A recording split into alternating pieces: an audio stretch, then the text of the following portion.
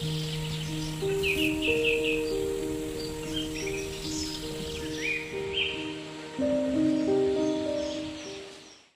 ಪ್ರೀತಿಯುಳ್ಳಂತಹ ದೇವಜನರೇ, ನಿಮ್ಮೆಲ್ಲರನ್ನು ಕೂಡ ಯೇಸುವಿನ ಹೆಸರಲ್ಲಿ ನಾನು ವಂದಿಸುತ್ತೇನೆ. ಈ ಸಮಯದಲ್ಲಿಯೂ ಕೂಡ ನಾವು ಆತ್ಮಿಕ ಬೆಳವಣಿಗೆ ವಿಚಾರದಲ್ಲಿ ನಾವು ಧ್ಯಾನಿಸ್ತಾ ಬರ್ತಾ ಇದ್ದೀವಿ. ಕಳೆದ ಸಂದೇಶದಲ್ಲಿ ನಾವು ಆತ್ಮಿಕ ಬೆಳವಣಿಗೆಯ 4ನೇ ಹಂತದಲ್ಲಿ ನಾವು ನೋಡ್ಕೊಂಡ್ವಿ. ಮೊದಲನೇ ಹಂತ ಶಿಶು ಅವಸ್ಥೆ, ಮಕ್ಕಳ ಅವಸ್ಥೆ ಮತ್ತು ಯೌವನಾವಸ್ಥೆ. 4ನೇದಾಗಿ ಪ್ರಾಯಾವಸ್ಥೆಯಲ್ಲಿ ನಾವು ಅನೇಕ ವಿಷಯಗಳು ನಾವು ನೋಡಿದ್ವಿ. ನಾವು ಬೆಳಕು ಕೊಡುವವರಾಗಬೇಕಾಗಿದೆ. ಅಂದರೆ ಆತನ ಗುಣಾತಿಶಯಗಳನ್ನು ನಾವು ಪ್ರಚಾರ ಮಾಡುವವರು ಮತ್ತು ಆತನ ಒಳ್ಳೆಯ ಕಾರ್ಯಗಳನ್ನು ನಾವು ಮಾಡುವವರು.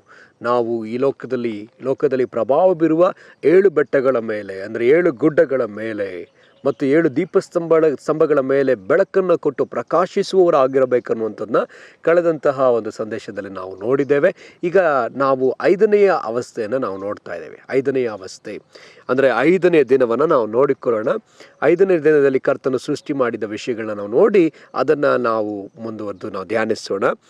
ಆದಿಕಾಂಡ 1ನೇ ಅಧ್ಯಾಯದ 20ನೆಯ ವಚನದಿಂದ 23ನೇ ವಚನದವರೆಗೂ. ತರುವಾಯ ದೇವರು ಗುಂಪು ಗುಂಪಾಗಿ ಚಲಿಸುವ ಜಲಜಂತುಗಳು ನೀರಿನಲ್ಲಿ ತುಂಬಿಕೊಳ್ಳಲಿ, ಪಕ್ಷಿಗಳು ಭೂಮಿಯ ಮೇಲೆ ಅಂತರಿಕ್ಷದೊಳಗೆ ಹಾರಾಡಲಿ ಎಂದು ಹೇಳಿದನು.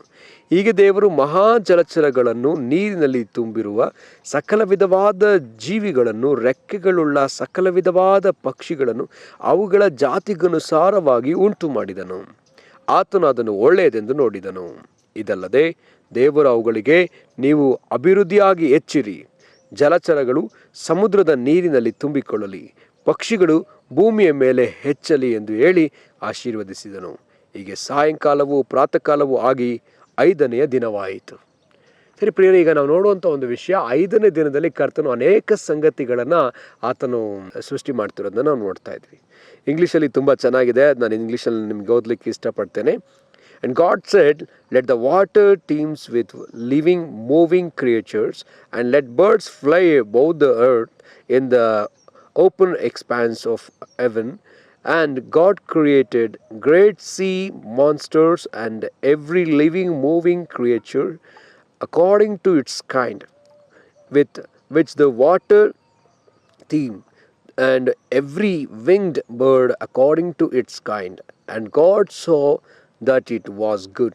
And God blessed them, saying, be fruitful and increase in number, and fill the water in the seas, and let birds increase in number on the earth. 23rd verse. And the evening and the morning were the 5th day. So, okay. ಇಲ್ಲಿ ನಾವು ನೋಡುವಂತೆ 5 ದಿವಸಗಳಲ್ಲಿ 5ನೇ ದಿನದಲ್ಲಿ ಕರ್ತನು ಈ ಸಂಗತಿಯನ್ನು ಉಂಟು ಮಾಡೋದನ್ನು ನಾವು ಕಾಣ್ತೇವೆ.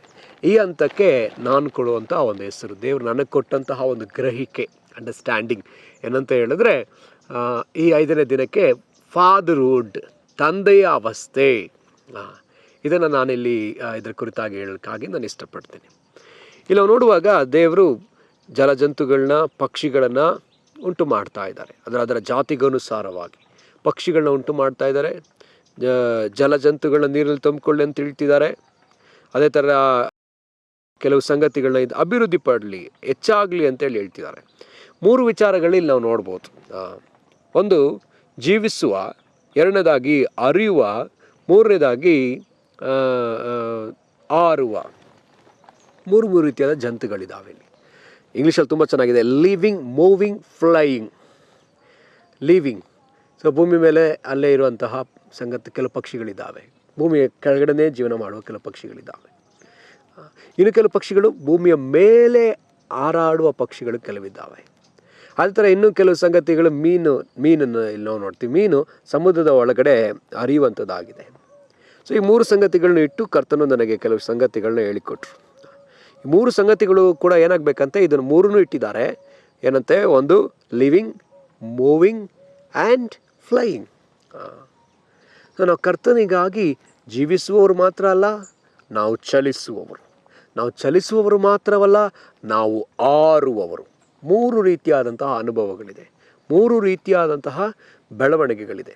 ನಾವು ಕಳೆದ 2 ಸಂದೇಶಗಳಲ್ಲಿ ಕೂಡ ಅದನ್ನೇ ನಾವು ನೋಡಿದ್ವಿ. ಏನು ನೋಡಿದ್ವಿ, ಮೂರು ಸಂಗತಿಗಳು. ಇಲ್ಲಿ ಕೂಡ 3 ಸಂಗತಿಗಳಿದೆ. 30ರಷ್ಟು, 60ರಷ್ಟು, 100ರಷ್ಟು. ನಾವೆಲ್ಲರೂ ಕೂಡ 100ರಷ್ಟೇ ಕೊಡಬೇಕಂತ ಕರ್ತನು ಬಯಸ್ತಿಲ್ಲ. ನಮ್ಮ ಸಾಮರ್ಥ್ಯಕ್ಕೆ ತಕ್ಕಂತೆ ನಮಗೆ ದೇವರು ನಮ್ಮೊಬ್ಬೊಬ್ಬರಿಗೆ ನಮ್ಮದೇ ಆದ ಸಾಮರ್ಥ್ಯವನ್ನು ಆತನು ಕೊಟ್ಟಿದ್ದಾನೆ. ನಮ್ಮೊಳಗಡೆ ನಮಗೇ ಆದಂಥ ಸಾಮರ್ಥ್ಯ. ಎಲ್ಲರೂ ಆರಬೇಕಂತ ಆತನು ಬಯಸುವುದಿಲ್ಲ, ಎಲ್ಲರೂ ಚಲಿಸ್ಬೇಕಂತ ಬಯಸು, ಎಲ್ಲರೂ ಕೂಡ ಜೀವಿಸ್ಬೇಕನ್ನೋದು ಆತನ ಸಂಗತಿ ಅಲ್ಲ. ಆದರೆ ಎಲ್ಲರೂ ಒಂದಲ್ಲ ಒಂದು ಕಾರ್ಯದಲ್ಲಿ ನಾವು ಇರಲೇಬೇಕು. ಅದನ್ನು ಕರ್ತನು ಇಲ್ಲಿ ಬಯಸುವವನಾಗಿದ್ದಾನೆ. ಮತ್ತು ಇಲ್ಲಿ ಇನ್ನೊಂದು ವಿಷಯವನ್ನು ನಾವು ನೋಡ್ತೀವಿ. ಈ 3 ಸಂಗತಿಗಳಲ್ಲಿರ್ತಕ್ಕಂಥ ಈ ಜೀವಿಗಳು ಏನಾಗಬೇಕಂತೆ, ಅಭಿವೃದ್ಧಿಯಾಗಿ ಹೆಚ್ಚಬೇಕಂತೆ. ಜಲಚರಗಳು ಸಮುದ್ರದಲ್ಲಿ ನೀರಿನ ತುಂಬಿಕೊಳ್ಳಲಿ, ಪಕ್ಷಿಗಳು ಭೂಮಿಯ ಮೇಲೆ ಹೆಚ್ಚಲಿ ಎಂಬುದಾಗಿ ಇಲ್ಲಿ ಹೇಳಲ್ಪಟ್ಟದೆ. ಜಲಚರಗಳು ಏನಾಗಬೇಕಂತೆ, ಸಮುದ್ರದಲ್ಲಿ ಹೆಚ್ಚಲಿ, ಪಕ್ಷಿಗಳು ಭೂಮಿಯ ಮೇಲೆ ಹೆಚ್ಚಲಿ, ಅಭಿವೃದ್ಧಿ ಹೊಂದಲಿ. ಸೊ ಈ ರೀತಿಯಾದ ಸಂಗತಿಗಳು ಹೆಚ್ಚಬೇಕು. ಹೆಚ್ಚಬೇಕಂತ ಹೇಳಿದ್ರೆ, ಅಭಿವೃದ್ಧಿ ಆಗ್ಬೇಕಂತ ಹೇಳಿದ್ರೆ ಇಲ್ಲಿ ತಂದೆಯ ಅವಸ್ಥೆ ಅಧಿಕ. ತಂದೆಯಾದವನು ಮಾತ್ರವೇ ಮಕ್ಕಳಿಗೆ ಜನ್ಮ ಕೊಡಲಿಕ್ಕೆ ಸಾಧ್ಯ, ಹೆಚ್ಚಿಸುವುದಕ್ಕೆ ಸಾಧ್ಯ. ಪ್ರಾಯಾವಸ್ಥೆಯ ನಂತರದಲ್ಲಿ ಈಗ ತಂದೆಯ ಅವಸ್ಥೆ ಬರ್ತಾ ಇದೆ. ನಾವು ಪ್ರಾಯಾವಸ್ಥೆಗಾಗಿಯೇ ಕರೆಯಲ್ಪಟ್ಟವರಲ್ಲ, ನಾವೀಗ ತಂದೆಯ ಅವಸ್ಥೆಗೆ ಬರಲೇಬೇಕಾಗಿದೆ. ಪ್ರಾಯಾವಸ್ಥೆನ ದಾಟಿದವರು ಈಗ ತಂದೆಯ ಅವಸ್ಥೆ. ನಾವು ಸಭೆಯಲ್ಲಿರ್ತಕ್ಕಂಥ ವಿಶ್ವಾಸಿಗಳು ನಾವು ಆಗಿರೋದಾದರೆ, ನೀವೊಬ್ಬ ಪ್ರಾರ್ಥನಾಗಾರನಾಗಿರೋದಾದ್ರೆ ನೀವು ಪ್ರಾರ್ಥನಾಗಾರರನ್ನ ಎಬ್ಬಿಸಬೇಕು. ನೀವು ಅಪೋಸ್ತಲರಾದರೆ ಅಪೋಸ್ತಲರುಗಳನ್ನ ಎಬ್ಬಿಸಬೇಕು. ನೀವು ಸವಾರ್ಥಿಕರುಗಳಾದರೆ ಸವಾರ್ಥಿಕರುಗಳನ್ನ ಎಬ್ಬಿಸಬೇಕು. ನೀವು ಹಾಡುಗಾರರಾದರೆ ಅದೇ ರೀತಿಯಲ್ಲಿ ಆಡುವವರನ್ನ ಎಬ್ಬಿಸಬೇಕು. ಆಗ ಮಾತ್ರವೇ ನೀವು ತಂದೆ ಅವಸ್ಥೆಯನ್ನು ನೀವು ಸಂಧಿಸ್ತಾ ಇದ್ದೀರಿ. ತಂದೆ ಯಾವಾಗಲೂ ಕೂಡ ರಿಪ್ರೊಡ್ಯೂಸ್ ಮಾಡುವಂಥ ಸಾಮರ್ಥ್ಯವುಳ್ಳವನೇ ತಂದೆ.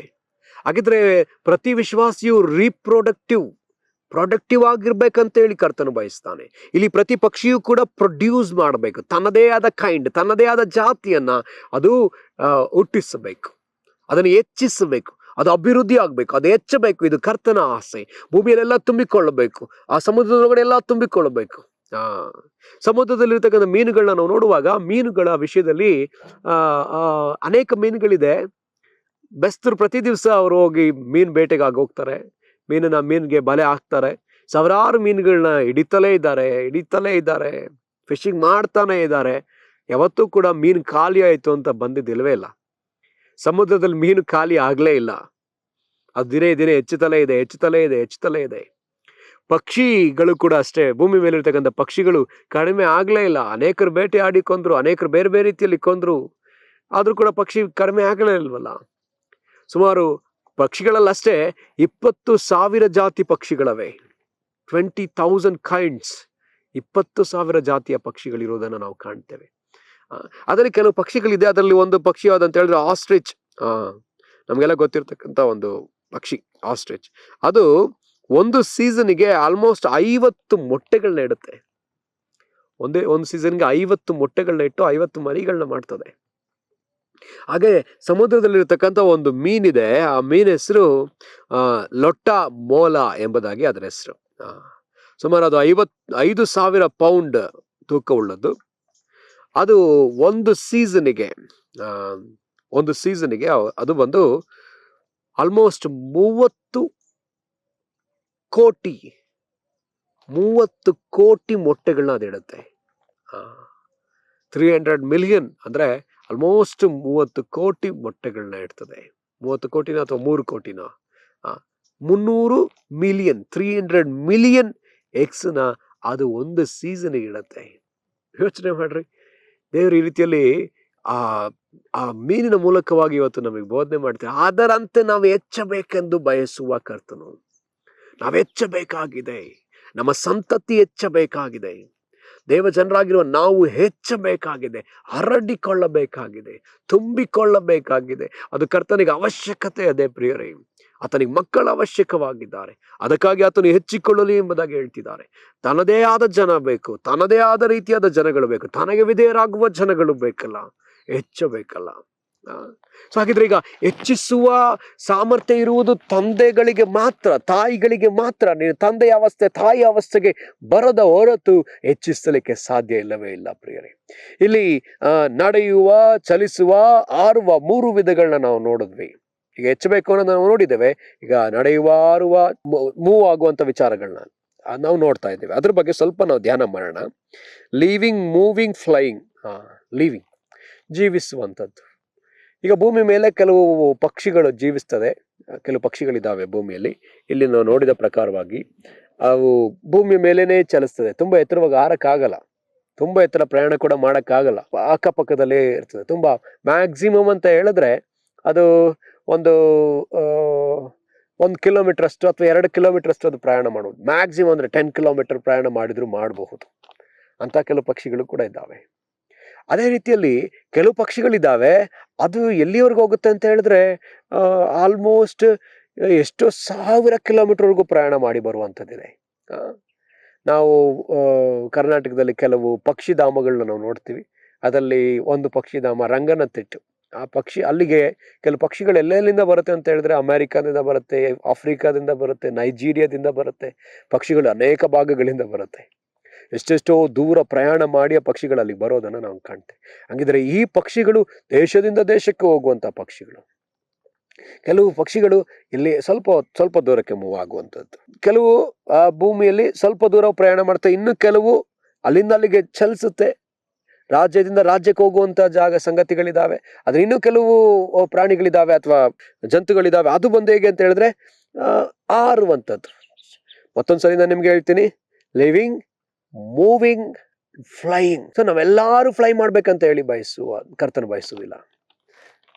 ಒಟ್ಟಾರೆ ನಾವು ಈ 3 ಹಂತದಲ್ಲಿ ಎಲ್ಲಿಯಾದ್ರೂ ಇರಬೇಕು. ಮೂವಿಂಗ್ ಅಲ್ಲಿ ಇರಬೇಕು, ಅಥವಾ ಲಿವಿಂಗ್ ಅಲ್ಲಿ ಇರಬೇಕು, ಅಲ್ಲಿ ಫ್ಲೈಯಿಂಗ್.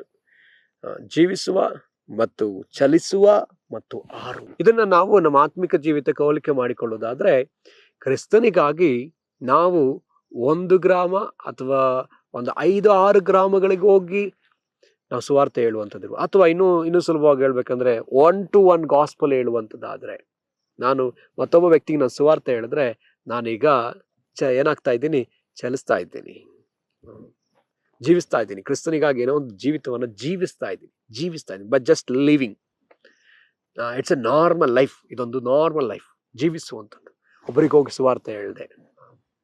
ಆದರೆ ಈಗ ನಾನು ಬರೀ ಒಬ್ಬರಿಗಾಗಿ ಸುವಾರ್ತೆ ಹೇಳಲ್ಲ. ಈಗ ನೆಕ್ಸ್ಟ್ ಲೆವೆಲ್ ಯಾವುದಂತ ಹೇಳಿದ್ರೆ, ನಾವು ಒಬ್ಬರಿಗಲ್ಲ, ಒಂದು ಗ್ರಾಮದ ಜನಗಳಿಗೆ, ಅಲ್ಲೊಂದು ಗುಂಪಿದೆ, ಆ ಗುಂಪಿನ ಜನಕ್ಕೆ ಹೋಗಿ ನಾನು ಕ್ರಿಸ್ತನ ಕುರಿತಾಗಿ ಹೇಳ್ತಾ ಇದ್ರೆ, ಈಗ ನಾನು ಮಾಡ್ತಿರೋಂಥ ವಿಷಯ ಏನಂತ ಹೇಳಿದ್ರೆ, ನಾನು ಒಂದು ಗುಂಪಿಗೆ ನಾನು ರೀಚ್ ಆಗ್ತಾ ಇದ್ದೀನಿ, ಮೂವ್ ಆಗ್ತಾ ಇದ್ದೀನಿ. ಆ ಗ್ರಾಮಕ್ಕೆ ಅಥವಾ ಆ ಜಿಲ್ಲೆಗೆ ಅಥವಾ ಆ ಒಂದು ರಾಜ್ಯಕ್ಕೆ ನಾನು ಹೋಗುವಾಗ ಏನಾಗ್ತಾ ಇದ್ದೀನಿ, ನಾನು ಚಲಿಸ್ತಾ ಇದ್ದೀನಿ. ಚಲಿಸುವಂಥದ್ದು. ಈಗ ಜೀವಿಸುವಂಥದ್ದು ಕ್ರಿಸ್ತನಿಗಾಗಿ ಬೇರೆ, ಕ್ರಿಸ್ತನಿಗಾಗಿ ಚಲಿಸುವಂಥದ್ದು ಬೇರೆ, ಅದೇ ಕ್ರಿಸ್ತನಿಗಾಗಿ ಆರುವಂಥದ್ದು ಬೇರೆ. ಕೆಲವರು ಕ್ರಿಸ್ತನಿಗಾಗಿ ಅವ್ರು ಏನ್ ಮಾಡ್ತಾರೆ, ದೇಶದಿಂದ ದೇಶಗಳಿಗೆ ಹೋಗಿ ಸುವಾರ್ತೆಯನ್ನು ಸಾರುವಂಥದ್ದು, ದೇಶದಿಂದ ದೇಶಗಳಿಗೆ ಹೋಗಿ ಕರ್ತನ ರಾಜ್ಯದ ಕುರಿತಾಗಿ ಬೋಧಿಸುವಂಥವರು ಅನೇಕರಿದ್ದಾರೆ. ಸೊ ಹಾಗಿದ್ರೆ ನಾವು ಎಲ್ಲಿದ್ದೇವೆ? ಆತನಿಗಾಗಿ ಜೀವಿಸ್ತಾ ಇದ್ದೇವೋ, ಆತನಿಗಾಗಿ ಚಲಿಸ್ತಾ ಇದ್ದೇವೋ, ಆತನಿಗಾಗಿ ನಾವು ಆರ್ತಾ ಇದ್ದೇವೋ? ಎಲ್ಲರನ್ನೂ ಆರುವವರಾಗಿ ಕರೀಲಿಲ್ಲ, ಎಲ್ಲರನ್ನೂ ಚಲಿಸುವವರನ್ನಾಗಿ ಕರೀಲಿ, ಎಲ್ಲರೂ ಜೀವಿಸುವವರಾಗಿರಬಾರದು. ಆದರೆ ನಾವು ಈ 3 ಹಂತದಲ್ಲಿ ಎಲ್ಲಿಯಾದರೂ ಇರಲೇಬೇಕು. ಮತ್ತೆ ನಾವಾಗಲೇ ನೋಡಿದಾಗೆ ಆಸ್ಟ್ರಿಚ್ನ ಕುರಿತಾಗಿ ನೋಡಿದ್ವಿ, ಲೊಟ್ಟ ಮೋಲ ಎಂಬಂತ ಫಿಶ್ ಬಗ್ಗೆ ನಾವು ನೋಡಿದ್ವಿ. ಆಲ್ಮೋಸ್ಟ್ 300 ಮಿಲಿಯನ್ ಮೀನುಗಳನ್ನ ಮರಿ ಮಾಡ್ತದೆ. ಅದು 300 ಮಿಲಿಯನ್ ಮರಿಗಳನ್ನ ಅದಾಗ್ತದೆ. ಸಾಕಿದ್ರೆ ಕರ್ತನ್ ನಮ್ಮಲ್ಲೂ ಕೂಡ ಅದನ್ನ ಬಯಸ್ತಾ ಇದ್ದಾನೆ. ನಾವು ಕೂಡ ನಮ್ಮದೇ ಆದಂತಹ ಜನಗಳನ್ನ ಎಬ್ಬಿಸಬೇಕು. ಅಪೊಸ್ತಲ ಕೃತ್ಯದಲ್ಲಿ ನಾವು ನೋಡುವಾಗ ಪ್ರಾರಂಭದಲ್ಲಿ ಯೇಸು ಸ್ವಾಮಿ ಜೊತೆಯಲ್ಲಿದ್ದಂಥ ಶಿಷ್ಯರು ಎಷ್ಟು ಅಂದ್ರೆ 12 ಮಂದಿ. ಈ 12 ಮಂದಿ ಏನಾಯ್ತು, 12 ಮಂದಿ 170 ಮಂದಿಗಳಾಗಿ, 70 ಮಂದಿ 120 ಮಂದಿಗಳಾಗಿ, 120 ಮಂದಿ 3000 ಮಂದಿಗಳಾಗಿ, 3000 5000, 5000 ನಂತರ ಲೆಕ್ಕ ಹಾಕ್ಲಿಕ್ಕೆ ಆಗ್ತಿಲ್ಲ. ಅಪೊಸ್ತಲ ಕೃತ್ಯ 5ನೇ ಅಧ್ಯಾಯದಲ್ಲಿ ನೋಡೋದಾದ್ರೆ ಅಲ್ಲಿ ಯಾಜಕರುಗಳು ಕೂಡ ಯೇಸುವಿಗೆ ಶಿಷ್ಯರಾಗುವುದನ್ನು ನಾವು ಕಾಣ್ತೀವಿ. ಶಿಷ್ಯರು ತಮ್ಮದೇ ಆದಂತಹ ಕೈಂಡ್ಗಳನ್ನ ತನ್ನದೇ ಆದ ಜಾತಿಗೆ ಅನುಸಾರವಾದ ಜನಗಳನ್ನ, ಜಾತಿ ಅಂತ ಅನ್ನುವಾಗ ಈ ಲೋಕದಲ್ಲಿರುವಂಥ ಬೇರೆ ಬೇರೆ ಜಾತಿಗಳ ಬಗ್ಗೆ ಹೇಳ್ತಿಲ್ಲ, ಅದರ ತಳಿ ಅಂತ ಹೇಳ್ಬೋದು. ಒಂದು ಬೆಟರ್ ಆದ ಅಂಡರ್ಸ್ಟ್ಯಾಂಡಿಂಗ್ ಆಗಿ ತಳಿ, ಇಂಗ್ಲಿಷಲ್ಲಿ ಕೈಂಡ್ ಅಂತ ಬರೆಯಲ್ಪಟ್ಟಿದೆ, ಅದರದೇ ಆದ ಕೈಂಡ್. ಸೊ ಈಗ ಆಗಿದ್ರೆ ನಾವಿರುವಂಥ ಕ್ಷೇತ್ರಗಳಲ್ಲಿ ನಮ್ಮದೇ ಆದ ಕೈಂಡ್ ಜನಗಳನ್ನ ಎಬ್ಬಿಸಬೇಕಲ್ಲ. ಪೌಲನು ತನ್ನದೇ ಆದ ರೀತಿಯಾದ ಜನಗಳನ್ನ ಎಬ್ಬಿಸಿದಾನಲ್ಲ. ಪೇತ್ರ ಎಬ್ಬಿಸಿದ್ದಾನೆ. ಪೇತ್ರನಂತೆ ಅನೇಕ ಅಪೊಸ್ತಲರುಗಳನ್ನ ಪೇತ್ರನ ಎಬ್ಬಿಸಿದ್ದಾನೆ. ಪೌಲ ಅನೇಕ ಸೇವಕರುಗಳನ್ನ ಎಬ್ಬಿಸಿದ್ದಾನೆ. ತಿಮೋತಿ, ತೀತ, ಇನ್ನು ಅನೇಕರು ಬೈಬಲಲ್ಲಿ ಬರೆಯಲ್ಪಟ್ಟದೆ. ಅಪೊಸ್ತಲ ಕೃತ್ಯ ತೆಗೆದು ನೀವು ನೋಡೋದಾದ್ರೆ ತುಂಬಾ ಸಂಗತಿಗಳು ಬರೆಯಲ್ಪಟ್ಟದೆ. ಅನೇಕರಲ್ಲಿ ಎಬ್ಬಿಸಲ್ಪಡುತ್ತಲೇ ಇರೋದನ್ನ ನಾವು ನೋಡ್ತಾ ಇದ್ವಿ. ಹಾಗಿದ್ರೆ ಈಗ ನಮ್ಮದೇ ಆದಂತ ಜನಗಳನ್ನ ನಾವು ಎಬ್ಬಿಸಬೇಕು. ನೀವು ಆರಾಧನಾ ನಾಯಕನಾಗಿರೋದಾದ್ರೆ ನಿನ್ನ ಆರಾಧನಾ ನಾಯಕರನ್ನ ಎಬ್ಬಿಸಬೇಕು. ನೀನೊಬ್ಬ ಪ್ರಾರ್ಥನಾಗಾರನಾಗಿರೋದಾದ್ರೆ ನೀನು ಪ್ರಾರ್ಥನಾಗಾರ್ತಿಯಾಗಿರೋದಾದ್ರೆ ಪ್ರಾರ್ಥನಾಗಾರ್ತಿಯನ್ನ ಎಬ್ಬಿಸಬೇಕು. ನೀನೊಬ್ಬ ಅಪೋಸ್ತಲನಾಗಿರೋದಾದ್ರೆ ಅಪೋಸ್ತಲರುಗಳನ್ನ ಎಬ್ಬಿಸಬೇಕು. ಅಥವಾ ನೀನೊಬ್ಬ ಸವಾರ್ಥಿಕನಾಗಿರೋದಾದ್ರೆ ಸವಾರ್ಥಿಕರನ್ನ ಎಬ್ಬಿಸಬೇಕು. ನೀನೊಬ್ಬ ಪಾಸ್ಟರ್ ಆಗಿರೋದಾದ್ರೆ ಪಾಸ್ಟರ್ಗಳನ್ನ ಎಬ್ಬಿಸಬೇಕು. ನೀನೊಬ್ಬ ಬೋಧಕನಾಗಿರೋದಾದ್ರೆ ಬೋಧಕರುಗಳನ್ನ ಎಬ್ಬಿಸಬೇಕು. ಸೊ ನೀವು ಯಾರಾಗಿದ್ದರೂ ಸರಿಯೇ, ಆದ್ರೆ ಕರ್ತನ ಬಯಸುವುದನ್ನು ಏನಂದ್ರೆ ಹೆಚ್ಚಿ ಹರಡಬೇಕು, ಜೀವಿಸಬೇಕು, ಚಲಿಸಬೇಕು, ಆರಬೇಕು. ಎಲ್ಲವನ್ನ ಜೀವಿಸುವಂತೆ ಮಾಡಬಹುದಾಗಿತ್ತು ಕರ್ತನು, ಆದ್ರೆ ಕೆಲವು ಸಂಗತಿಗಳನ್ನ ಆತ ಮಾಡಿಟ್ಟಿದ್ದಾನೆ. ಹಾಗೆಯೇ ನಾವುಗಳು ಕೂಡ ಆತನಿಗಾಗಿ ಜೀವಿಸುವವರು ಮತ್ತು ಚಲಿಸುವವರು, ಆರುವವರು. ಪ್ರಿಯರೇ, ಹಾಗಿದ್ರೆ ನಮ್ಮನ್ನ ಒಪ್ಪಿಸಿಕೊಡೋಣ, ಕರ್ತನಿಗೆ ಒಪ್ಪಿಸಿಕೊಡೋಣ. ಜೀವಿಸುವುದಕ್ಕಾಗಿ ಮಾತ್ರವಲ್ಲ.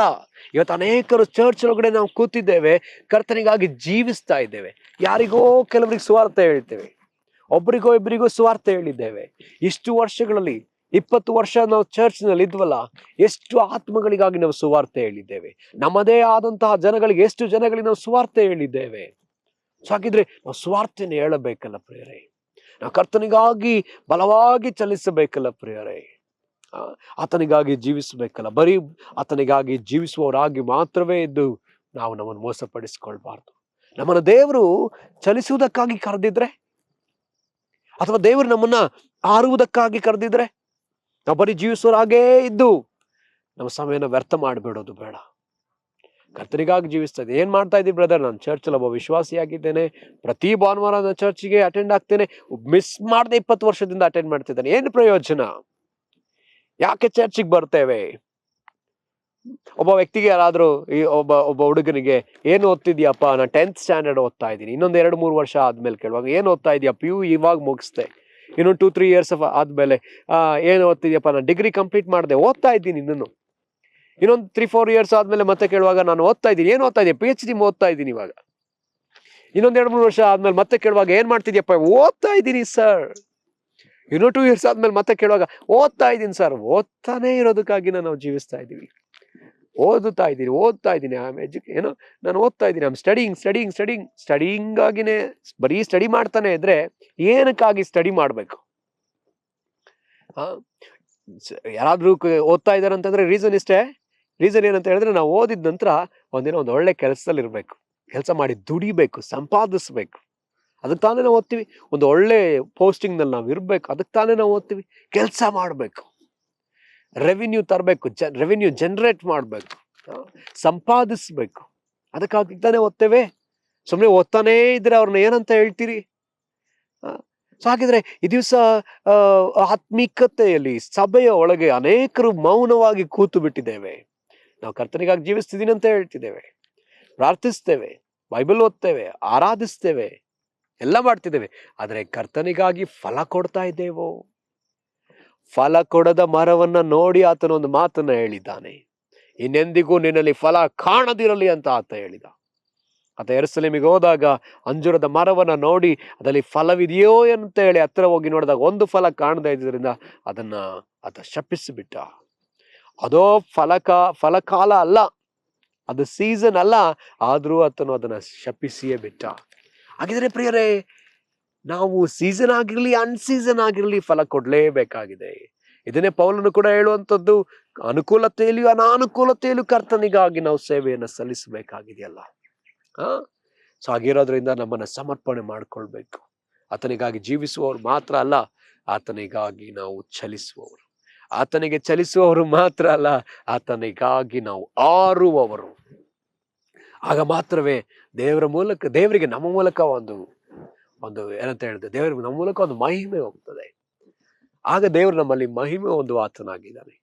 ನೀನು ತಂದೆಯ ಅವಸ್ಥೆಗಾಗಿ ಕರೆಯಲ್ಪಟ್ಟು ಇನ್ನು ಮಕ್ಕಳ ಅವಸ್ಥೆಯಲ್ಲೇ ಇರಬೇಡ, ಅಥವಾ ಇನ್ನು ಶಿಶು ಅವಸ್ಥೆಯಲ್ಲಿಯೋ, ಅಥವಾ ಇನ್ನು ಯವನಾವಸ್ಥೆಯಲ್ಲಿಯೋ ಇಲ್ಲ, ಇನ್ನು ಪ್ರಾಯಾವಸ್ಥೆಯಲ್ಲಿಯೋ ಇಲ್ಲ. ಕರ್ತನ ಗುಣ ಸ್ವಭಾವಗಳನ್ನು ತೋರಿಸುವವರು ಮಾತ್ರವೇ ಅಲ್ಲ, ಈಗ ನಾವು ಮುಂದಿನ ಅವಸ್ಥೆಗೆ ಹೋಗಲೇಬೇಕಾಗಿದೆ. ಯಾವುದಾದ್ರೂ ಕುಟುಂಬಗಳಲ್ಲಿ ತಂದೆ ತಾಯಿಗಳಿಗೆ ಆ ಮನೇಲಿರ್ತಕ್ಕಂಥ ಯವನಸ್ಥರು ಪ್ರಾಯಾವಸ್ಥೆನ ದಾಟಿ ಹೋಗುವಾಗ ತಂದೆ ತಾಯಿಗಳಿಗೆ ಎಲ್ಲರಿಗೂ ದುಃಖ ಆಗೋದಕ್ಕೆ ಪ್ರಾರಂಭ ಆಗುತ್ತೆ.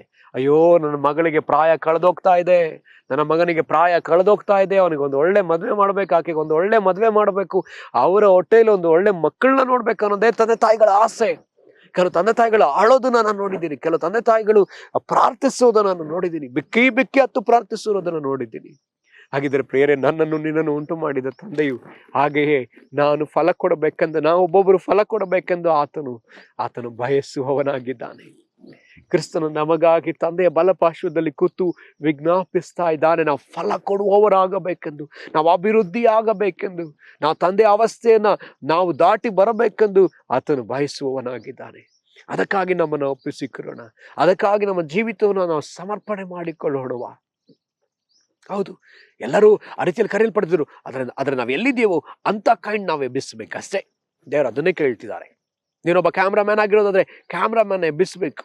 ನಿನ್ನ ಸಭೆಯಲ್ಲಿ ಒಂದು ಲೈಟಿಂಗ್ ಸರಿ ಮಾಡೋದ್ರೆ ಅಂಥವ್ರನ್ನ ನೀನು ಎಬ್ಬಿಸ್ಬೇಕು. ಇಲ್ಲ, ನಾನು ಒಬ್ಬನೇ ಮಾಡ್ಕೊಂಡಿರ್ತೀನಿ, ಇಲ್ಲ ಪ್ರಿಯರೇ, ಅಂಥವ್ರು ನೀವು ಎಬ್ಬಿಸಲೇಬೇಕು.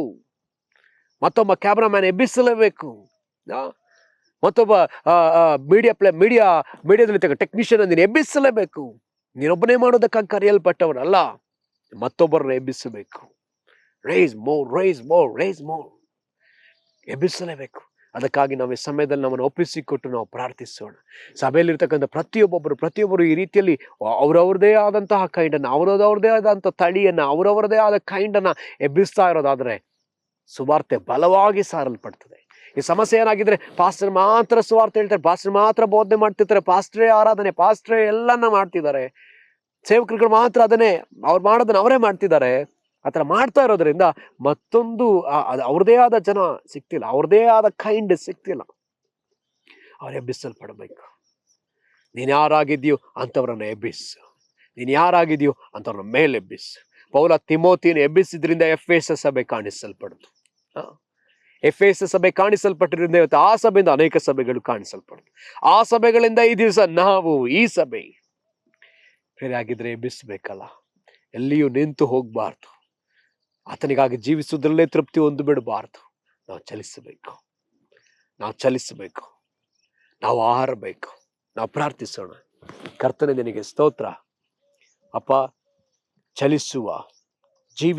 ಚಲಿಸುವ ಆರುವ ಅನೇಕ ಜಂತುಗಳನ್ನ ನೀನು ಉಂಟು ಮಾಡಿದ್ದಿ, ಅನೇಕ ಪಕ್ಷಿಗಳನ್ನ ಉಂಟು ಮಾಡಿದ್ದಿ, ಜಲಚರಗಳನ್ನ ಉಂಟು ಮಾಡಿದ್ದಿ. ಇವೆಲ್ಲವೂ ಕೂಡ ಕರ್ತನೆ ಅಭಿವೃದ್ಧಿಯಾಗಿ ಹೆಚ್ಚಬೇಕೆಂದು ಬಯಸುವ ಕರ್ತನು, ಅದನ್ನು ಹೆಚ್ಚಿಸಿದ ಕರ್ತನೂ ಕೂಡ ಹೌದು ಸ್ವಾಮಿ. ಹೌದಪ್ಪ. ಲೊಟ್ಟ ಮೋಲ ಎಂಬಂತ ಆ ಫಿಶ್ ಸ್ವಾಮಿ ಕರ್ತನೆ, ಯಾವ ರೀತಿಯಲ್ಲಿ ಸ್ವಾಮಿ ಕರ್ತನೆ ಅಪ್ಪ ಅದು ಹೆಚ್ಚುತ್ತಾ ಬಂತು. ಅದು 300 ಮಿಲಿಯನ್ ಮೊಟ್ಟೆಗಳು, 300 ಮಿಲಿಯನ್ ಮೀನುಗಳನ್ನ ಅದು ಒಂದು ಸೀಸನ್ಗೆ ಆಗ್ತದೆ. ಹಾಗೆ ನಾವು ಕೂಡ ಹೆಚ್ಚಬೇಕೆಂದು ಬಯಸುವ ಕರ್ತನೆ ಸ್ವಾಮಿ. ಬಲಪಡಿಸು, ಹೆಚ್ಚಿಸು ಸ್ವಾಮಿ. ನಮ್ಮದೇ ಆದ ಕೈಂಡ್ಗಳನ್ನ ಎಬ್ಬಿಸು. ಹಾಗೆ ನೀವು ಮಾಡುವುದಕ್ಕಾಗಿ ಸ್ತೋತ್ರ. ಎಲ್ಲ ಮಹಿಮೆ ನಿಮಗೆ ಸಲ್ಲಿಸ್ತೇವೆ, ಎಲ್ಲ ಘನತೆ ನಿಮ್ಗೆ ಸಲ್ಲಿಸ್ತೇವೆ. ಯೇಸುವಿನ ಹೆಸರಲ್ಲಿ ಪ್ರಾರ್ಥಿಸ್ತೀವಿ ತಂದೆ, ಆಮೆನ್. ಕರ್ತನು ನಿಮ್ಮೆಲ್ಲರನ್ನ ಆಶೀರ್ವಾದ ಮಾಡಲಿ. Praise the lord.